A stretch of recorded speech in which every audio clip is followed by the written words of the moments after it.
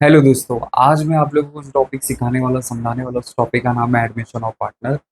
और आज हम लोग एडमिशन ऑफ पार्टनर में कौन कौन से लेजर अकाउंट प्रिपेयर किए जाते हैं वो आज हम सीखने की कोशिश करेंगे, समझने की कोशिश करेंगे। ठीक है, लेट्स स्टार्ट। तो मैंने यहाँ पे बोर्ड पे ऑलरेडी लिखा है लेजर अकाउंट्स। तो टोटल आपको एडमिशन ऑफ पार्टनर में टोटल 5 अकाउंट प्रिपेयर करने हैं।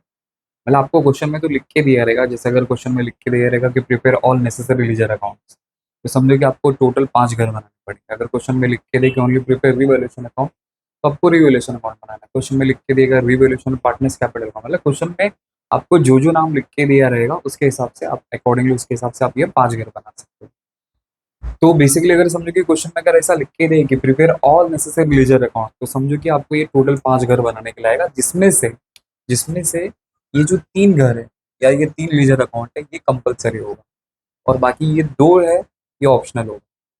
ऑप्शनल क्यों बोल रहा हूँ कि अगर क्वेश्चन के अंदर कैश बैंक से रिलेटेड अगर कोई इन्फॉर्मेशन लिख के दिया है या फिर गुडविल से रिलेटेड अगर कोई इन्फॉर्मेशन लिख के दिया रहेगा, तो उन सिनारियों में हमें कैश बैंक और गुडविल अकाउंट बनाना है। अगर क्वेश्चन में कैश बैंक और गुडविल से रिलेटेड कोई अगर इन्फॉर्मेशन नहीं लिख के दिया होगा, तो फिर कंपलसरी अपन को 3 ही अकाउंट बनाना पड़ेगा। तो चलिए पहले वो 3 अकाउंट के बारे में समझते हैं, फिर बाद में कैश बैंक कब बनाना है कब नहीं बनाना, और बाद में आगे वीडियो के लेक्चर में आपको मैं समझाऊंगा। ठीक है, तो सबसे पहला मैंने यहाँ पे नाम लिखा है रिवैल्यूएशन अकाउंट। तो सबसे पहला हम लोग को रिवैल्यूएशन अकाउंट बनाना है। तो रिवैल्यूएशन का दूसरा नाम होता है profit and loss adjustment account. तो इस अकाउंट में क्या होता है कि असेट्स का वैल्यू कितना इंक्रीज हो रहा है, यहाँ पे मैं इसी के सामने यहाँ पे कर देता हूँ। तो इन अकाउंट में रिवैल्यूएशन अकाउंट में क्या करना है, आपको ऐसा ही याद रखना है कि कोई भी असेट्स का वैल्यू कितना इंक्रीज हो रहा है कितना डिक्रीज हो रहा है, या फिर लाइबिलिटीज का वैल्यू कितना इंक्रीज हो रहा है कितना डिक्रीज हो रहा है, इसका जो डिफरेंस आएगा, इन वैल्यू का जो भी डिफरेंस आएगा, उस डिफरेंस को हम लोग को रीवैल्यूएशन अकाउंट में रिकॉर्ड करना है। रीवैल्यूएशन, क्योंकि रीवैल्यू का मतलब होता है कि या तो किसी चीज का वैल्यू या तो बहुत ज्यादा होगा या तो किसी चीज का वैल्यू कम होगा। तो यहाँ पे किन चीजों में वैल्यू कम ज्यादा हो सकता है, तो वो असेट्स और लाइबिलिटीज। मतलब ये जो तीसरा घर हम लोग यहाँ पे बनाने वाले हैं, जो बैलेंस शीट स्टेटमेंट, तो बैलेंस शीट स्टेटमेंट में क्या होता है, मैं उम्मीद करता हूँ आपको बैलेंस शीट आता है। अगर नहीं आता है तो मैंने फाइनल अकाउंट में बैलेंस शीट कैसे प्रिपेयर किया जाता है, उसके अंदर कौन कौन सी चीज़ें आती कौन कौन सी चीज़ें नहीं आती, वो मैंने बताइए, और वहाँ से जाके चेकआउट कर लो, आपको पता चल जाएगा। तो फिलहाल हम यहाँ पे मैं आपको डायरेक्ट समझाने की कोशिश कर रहा हूँ। तो मैं ऐसा एज्यूम करो कि आपको लाइबिलिटीज और असेट्स के बारे में मालूम है। तो बैलेंस शीट में एक लाइबिलिटीज आता है और दूसरा एसेट्स आता है। तो लाइबिलिटीज का कितना वैल्यू इंक्रीज हुआ कितना वैल्यू डिक्रीज हुआ नए पार्टनर के आने की वजह से, असेट्स का वैल्यू कितना इंक्रीज हुआ असेट्स का वैल्यू कितना डिक्रीज हुआ नए पार्टनर के आने की वजह से, उसका जो हिसाब किताब है, उस हिसाब किताब को हम लोग कौन से अकाउंट में रिकॉर्ड करेंगे, रिवैल्यूएशन अकाउंट, या फिर रिवैल्यूएशन का दूसरा नाम क्या होता है, profit and loss adjustment account. इसके अंदर हम लोग रिकॉर्ड करेंगे। ठीक है, तो ये था हमारा पहला अकाउंट। दूसरा अकाउंट हम लोग यहाँ पे प्रिपेयर करेंगे पार्टनर्स कैपिटल अकाउंट। तो पार्टनर्स कैपिटल अकाउंट में क्या होगा कि पार्टनर के पास कितना पैसा आ रहा है और पार्टनर के पास से कितना पैसा जा रहा है, तो उसका जो हिसाब किताब है वो हम लोग पार्टनर्स कैपिटल अकाउंट में अकाउंट करेंगे। तीसरा है बैलेंस शीट स्टेटमेंट। तो तीसरा हम लोग बैलेंस शीट स्टेटमेंट बनाएंगे। तो बैलेंस शीट स्टेटमेंट बनाने से क्या पता चलता है, आई होप आपको पता रहेगा, नहीं पता रहेगा तो मैं आपको बता दूं। तो बैलेंस शीट बनाने से बिजनेस का हम लोग को फाइनेंशियल पोजीशन पता चलता है कि मेरे बिजनेस का फाइनेंशियल पोजीशन स्ट्रांग है या फिर वीक है। ठीक है, स्ट्रांग है या फिर वीक है, तो बैलेंस शीट वाला लेक्चर देख लेना, आपको समझ में आ जाएगा। मैं इन डेप्थ में नहीं जा रहा हूँ, पहले सिंपल सा आप लोग ऐसा याद रखो कि बैलेंस शीट स्टेटमेंट बनाने से क्या पता चलता है, हमारे बिजनेस का फाइनेंशियल पोजीशन पता चलता है कि कितना वो स्ट्रांग है कितना वीक है, बस। फिर चौथा कैश बैंक, मतलब बिजनेस में कितना पैसा आया बिजनेस में से कितना पैसा गया, मतलब बिजनेस के पॉइंट ऑफ व्यू के हिसाब से। पार्टनर्स कैपिटल में क्या था, पार्टनर के पास कितना पैसा आया और पार्टनर के पास से कितना पैसा गया, उसका हिसाब किताब हम लोग पार्टनर्स कैपिटल अकाउंट में रिकॉर्ड करते हैं। लेकिन कैशबैक में कैसा कि बिजनेस मतलब पार्टनरशिप फर्म में कितना कैश आया और पार्टनरशिप फर्म से कितना कैश गया, उसका जो हिसाब किताब है वो हम लोग कैश बैंक अकाउंट में रिकॉर्ड करते हैं। और पांचवा जो आखिरी है वो गुडविल अकाउंट। अब वो गुडविल अकाउंट क्या होता है वो एकदम बाद में देखेंगे जब उसका नंबर आएगा। तो आप लोग फिलहाल ऐसा याद रखो कि नया पार्टनर जो बिजनेस के अंदर आता है तो उसको 2 चीज लानी पड़ती है। सबसे पहला बिजनेस करने के लिए कैपिटल लाना पड़ता है, और दूसरा नए पार्टनर को उनके नाम का उसको पैसा पे करता है, जिसको बोलते हैं गुडविल। तो इसका अलग से और अकाउंटिंग ट्रीटमेंट है, वो अपन बाद में सीखेंगे। तो फिलहाल पहले ये 4 अकाउंट के बारे में, पहले ये 3 अकाउंट के बारे में हम लोग सीख लें। ठीक है, तो मैं सबसे पहले आपको रिवैल्यूएशन अकाउंट को समझाने की कोशिश करता हूँ आज। ठीक है, तो उसको समझाने के लिए मैं एक एग्जांपल लेता हूँ और आपको समझाना है। तो समझो कि मैं यहाँ पे बना देता हूँ। हाँ, हाँ, मैं पहले बैलेंस शीट बना देता हूँ, फिर बैलेंस शीट बनाने के बाद फिर आपको एक्सप्लेन करता हूँ। तो ये रफली मैं बैलेंस शीट आपको बना के दे रहा हूँ। इसमें कुछ ज़्यादा आपको याद रखने की ज़रूरत नहीं। बैलेंस शीट स्टेटमेंट,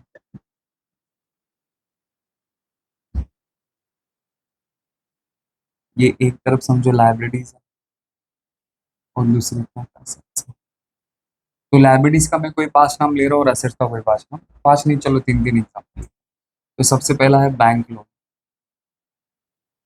समझो 80,000 का। फिर बिल्स पेबल, समझो 60,000।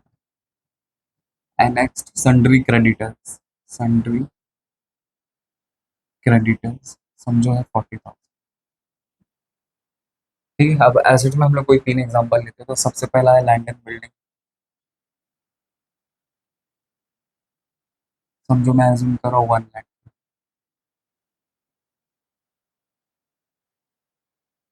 फिर है फर्नीचर, समझो 20,000।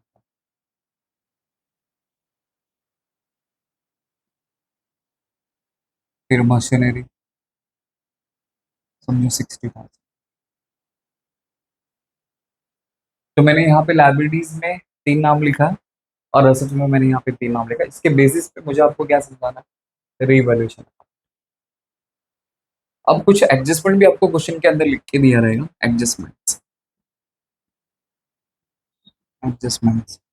तो वो एडजस्टमेंट मैं यहाँ पे लिख देता हूँ। तो मैं यहाँ पे शॉर्टकट फॉलो कर रहा हूँ। तो ये बैंक लोन, दूसरा है bills payable, third one is सन्डी credit.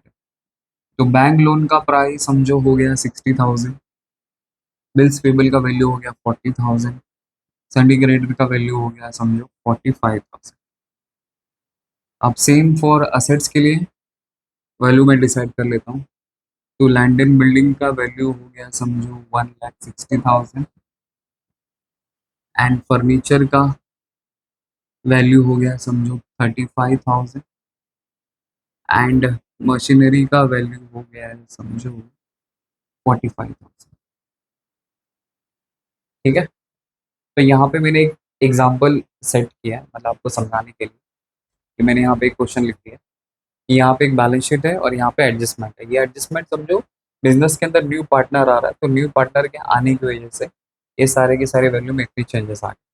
अब ये डेटा के बेसिस पे हम लोग क्या करेंगे, रीवैल्यूएशन अकाउंट बनाएंगे।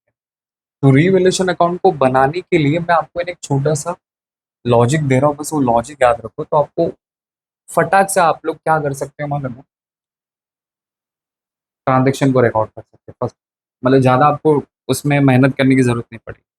तो आपको क्या याद रखना है कि अगर समझो कि आपके एसेट्स का वैल्यू, अगर आपके एसेट्स का वैल्यू अगर इंक्रीज होगा तो ये आपके लिए खुशी की बात है।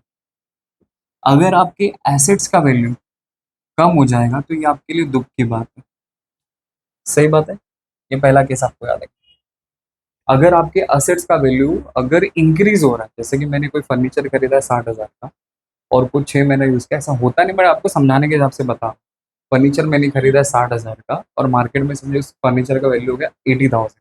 तो मतलब यहाँ पे फर्नीचर का वैल्यू 20,000 इंक्रीज, 20,000 इंक्रीज हो गया। तो अगर असेट्स का, मेरे असेट्स का वैल्यू अगर इंक्रीज होगा, मतलब असेट्स को हमेशा अपना वैल्यू समझना है, अपनी चीज समझ कि अगर मेरे असेट्स का वैल्यू इंक्रीज होगा तो ये मेरे लिए खुशी की बात है। अगर असेट्स का वैल्यू अगर डिक्रीज होगा तो मेरे लिए दुख की बात है।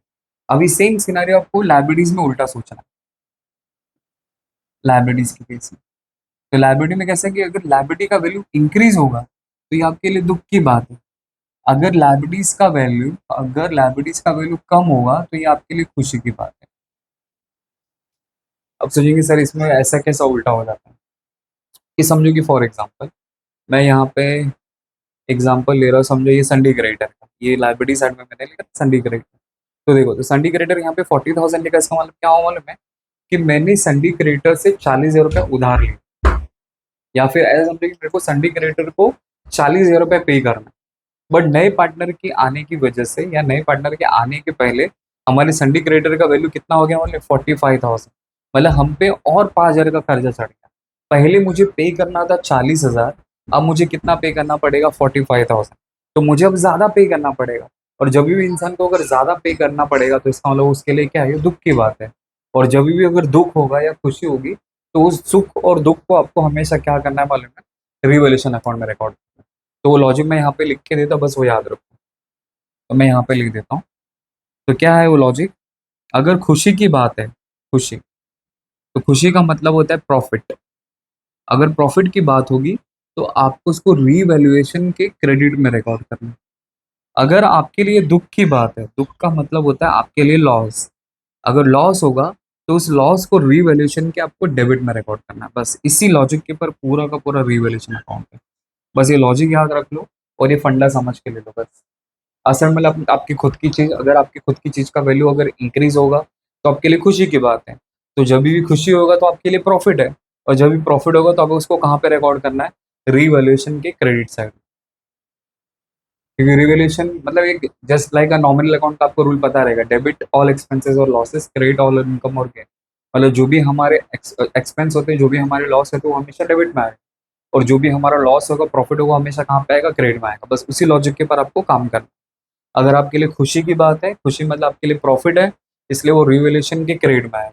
अगर आपको दुख हो जाएगा तो वो आपके लिए लॉस है, तो वो रिवैल्यूएशन के डेबिट में आता है।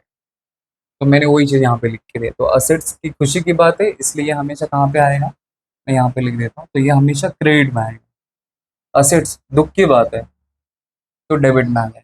लायबिलिटीज ज्यादा हो गया तो आपके लिए दुख है, तो दुख किधर आएगा, डेबिट में। लायबिलिटीज कम हो गया तो खुशी की बात है, वो किधर आएगा, क्रेडिट। बस।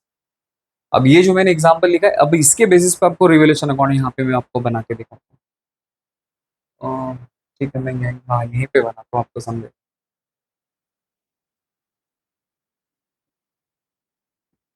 तो रिवैल्यूएशन अकाउंट का डेबिट साइड ये समझो, क्रेडिट साइड है, ऐसा हम लोग बनाएंगे पर्टिकुलर्स रुपीज रुपीज। बट फिलहाल आपको अभी समझाने के हिसाब से मैं बता रहा हूँ। मतलब ये आपका जो लेफ्ट साइड है ये आपका डेबिट साइड है, राइट साइड आपका क्रेडिट साइड है। फिर उल्टा बोल गया मैं, राइट साइड आपका डेबिट साइड है, लेफ्ट साइड आपका क्रेडिट साइड है, बोर्ड के हिसाब से। ठीक है, लेट्स स्टार्ट। अब देखो क्या करना है आपको। तो पहले हम लोग बैंक लोन की बात करते हैं। तो देखो, तो बैंक लोन है 80,000 और ये लाइबिलिटी साइड में लिख के दे। तो लाइबिलिटी का मतलब क्या होता है कि मैंने किसी से पैसा लिया तो मेरे को उसका पैसा देना पड़ेगा आगे, तो कल तो मेरे लिए कर्ज है सब।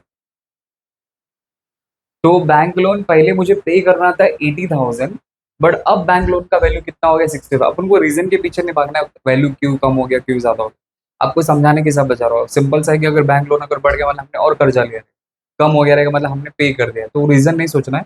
फिलहाल मैं आपको समझाने के हिसाब से आपको मैं बता रहा हूँ रिवोल्यूशन अकाउंट कैसे प्रिपेयर किया जाता है। तो बैंक लोन था पहले 80,000 का, अब बैंक लोन कितने का हो गया, 60,000 का। तो मेरा बैंक लोन का वैल्यू कम हो गया। इसका मतलब क्या हुआ कि मेरी लाइबिलिटीज कम हो गई। और जब भी अगर आपकी लाइबिलिटीज कम होगी तो आपके लिए खुशी की बात है। तो देखो मैंने यहाँ पे एरो किया कि जब भी आपकी लाइबिलिटीज का वैल्यू कम होगा तो ये आपके लिए खुशी की बात है। तो खुशी को आपको कहाँ पे रिकॉर्ड करना है, तो देखो, तो खुशी का मतलब होता है प्रॉफिट। और प्रॉफिट हमेशा कहाँ पे आएगा, रीवैल्यूएशन के क्रेडिट में। इसलिए हम लोग क्या करेंगे, रीवैल्यूएशन के क्रेडिट में जाके लिख देंगे, बाय बाय बैंक लोन। कितने का खुशी दिया आपको बैंक ने, तो आपको डिफरेंस वैल्यू रिकॉर्ड करना है। तो 80 में से 60 गए तो बचा कितना, 20,000। तो मैं यहाँ पे 20,000। रिवैल्यूएशन में आपको सिर्फ और सिर्फ डिफरेंस अमाउंट रिकॉर्ड करना है, बस इस बात का आपको ख्याल रखना है। ठीक है, नहीं समझा कोई बात नहीं। अब आपको मैं दूसरा एग्जाम्पल देता हूँ।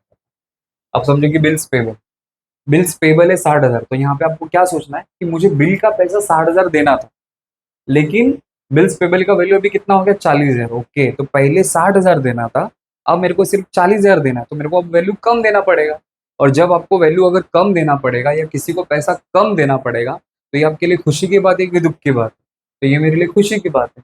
क्यों खुशी की बात है, क्योंकि लाइबिलिटीज का वैल्यू कम हो रहा है। और जब भी लाइबिलिटीज का वैल्यू कम होगा तो समझो क्या होगा, खुशी की बात। तो खुशी हमेशा कहाँ पे आती है, तो देखो, खुशी हमेशा क्रेडिट में आती है। तो खुशी का मतलब हुआ प्रॉफिट, और प्रॉफिट हमेशा कहाँ पे आएगा, रिवैल्यूएशन के क्रेडिट में। इसलिए हम लोग इसको क्या करेंगे, रिवैल्यूएशन के क्रेडिट में रिकॉर्ड करेंगे, बाय बिल्स पेबल अकाउंट। तो आपको ओनली डिफरेंस अमाउंट रिकॉर्ड करना है। तो डिफरेंस अमाउंट कितना आएगा, 60 था अभी 40 हो गया, तो कितने का डिफरेंस हो गया, 20,000। तो यहाँ पे 20,000 हो गया। समझा, नहीं समझा कोई बात नहीं। अब आपको थर्ड एग्जांपल देके आपको समझा। अब थर्ड वाला देखो। संडी क्रेडिटर पहले था 40,000, अब संडी क्रेडिटर का वैल्यू 45,000 हो गया। तो आपको यहाँ पे सोच क्या रखनी है, आपको क्या समझना है, संडी क्रेडिटर कहाँ पे लिखा है, लाइबिलिटीज में लिखा है, तो लाइबिलिटी मतलब मेरे पे कर्जा है। तो संडी क्रेडिटर को मुझे पहले 40,000 देना था, कितना देना था, 40,000। अब संडी क्रेडिटर को कितना देना है, 45,000, तो वैल्यू अब ज्यादा देना पड़ेगा, मतलब उसको पैसा ज्यादा देना पड़ेगा। तो किसी को अगर ज्यादा पैसा देना पड़ेगा तो ये आपके लिए दुख की बात है कि खुशी की बात है? ऑफकोर्स, ऑफकोर्स क्या, दुख की बात है। तो दुख हमेशा किधर आएगा, डेबिट में आएगा। तो देखो लाइबिलिटीज का वैल्यू जब भी इंक्रीज होगा तो ये आपके लिए दुख है, दुख मतलब डेबिट, दुख मतलब लॉस। तो देखो यहाँ पे दुख हुआ तो ये आपके लिए लॉस है, और लॉस हमेशा कहाँ पे आएगा, रिवैल्यूएशन के डेबिट साइड में, इसलिए इसको रिवैल्यूएशन के डेबिट में, डेबिट में हमेशा टू से स्टार्ट करके लिखते हैं। आई होप इतना तो आपको पता रहेगा। तो यहाँ पे टू, उस अकाउंट का नाम ले, उस क्या है, संडी क्रेडिटर, तो संडी क्रेडिटर अकाउंट लिखते हैं, उसका जो वैल्यू रहेगा वो लिखेंगे। तो 40 था 45 हो गया, तो कितना वैल्यू इंक्रीज हो गया, 5,000 इंक्रीज हो गया, तो यहाँ पे 5,000 आ गया। बस, तो ये मैंने आपको लाइबिलिटी साइड वाला बताया। अब उसी तरह हम लोग असेट के बेसिस पे समझते हैं। अब असेट में देखो कैसा, कि पहले लैंड एंड बिल्डिंग का वैल्यू 1 लाख रुपीज था, अब देखो लैंड एंड बिल्डिंग का वैल्यू कितना हो गया, 1,60,000। मतलब पहले मेरी बिल्डिंग का वैल्यू 1 लाख रुपए था, लेकिन अब मेरी बिल्डिंग का वैल्यू कितना हो गया, 1 लाख, 1,60,000 रुपीज हो गया। तो ये मेरे लिए खुशी की बात है कि दुख की बात है? अगर आपके असेट्स का वैल्यू इंक्रीज होगा, अगर आपकी चीज का वैल्यू अगर इंक्रीज होगा, ऑफकोर्स है कि मेरे लिए कौन सी बात है, खुशी की बात है।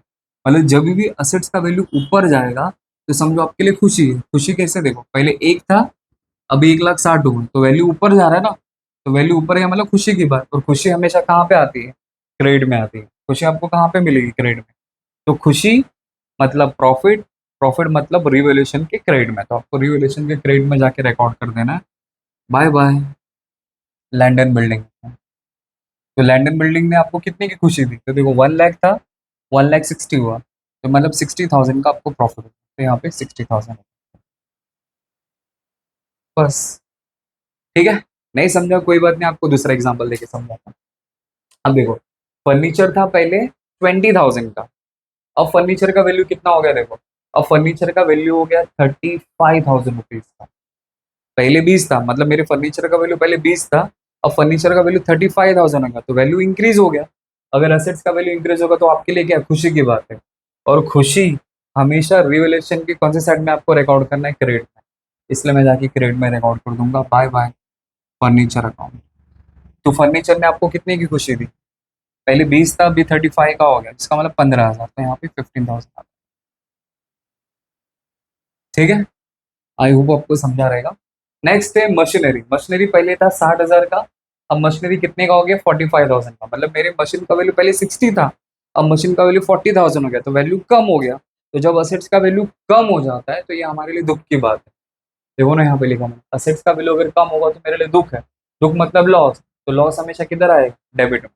तो मैं यहाँ पे देखो, यहाँ पे रिकॉर्ड कर रहा हूँ, दुख है मतलब लॉस है, तो लॉस हमेशा किधर आएगा, रिवैल्यूएशन के डेबिट में। तो रिवैल्यूएशन के डेबिट में जाके मैं लिख दूंगा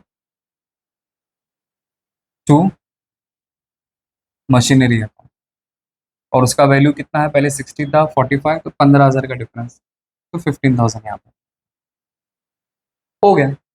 तो जो भी असेट्स एंड लायबिलिटीज में जो भी चेंजेस होगा उसका इफेक्ट किधर जाएगा, रिवैल्यूएशन अकाउंट में। मतलब समझो कि घर पे मेहमान आ रहा है, तो मेहमान आने के पहले अपना हिस्सा हिस्सा जो जो पहले बांट के ले लेते हैं, फिर बाद में नए पार्टनर के आने की वजह से फिर नए सिरे से हम लोग क्या करेंगे, बिजनेस को स्टार्ट कर सकते हैं। इसलिए ये चेंजेस करना पड़ता है। बस, फिर देन हम लोग को क्या करना है, इस अकाउंट को क्लोज कर देना है। तो अकाउंट कैसे क्लोज करते हैं, तो वही सेम जैसा हम लोग फंडा फॉलो करते हैं, देखने का कि कौन सा साइड ज्यादा है। तो आपको कौन सा साइड ज्यादा दिख रहा है, तो देखो डेबिट का टोटल मारेंगे तो 5 और 15 कितना होता है, 20,000। और यहाँ पे देखो, तो 20, 20, 40, 40 प्लस 60, 1 लाख, तो 1,15,000। तो जो साइड हैवी होगा आपको उसको दोनों तरफ लिखना है, तो 1,15,000।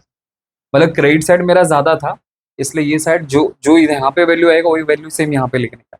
अब इस वैल्यू में से आपको क्या करना है, ये वाली वैल्यू को प्लस करके माइनस कर देने का, तो आपको यहाँ पे डिफरेंस वैल्यू पता चलेगा। तो 5 + 15 कितना होता है, 20। तो 1,15,000 में से 20,000 गया, तो डिफरेंस आता है 95,000। तो डिफरेंस जो भी आएगा उसको बोलेंगे to profit on revaluation account, profit on revaluation account. अगर ये टेक्निकल वर्ड आपको याद नहीं रखना है तो टू पीएनएल अकाउंट भी लिखेंगे तो भी चलेगा। To profit and loss account.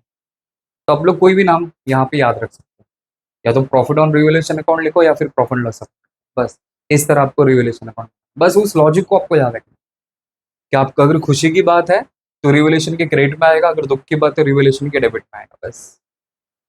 तो इस तरह हम लोग क्या करेंगे, रिवोल्यूशन अकाउंट प्रिपेयर करेंगे।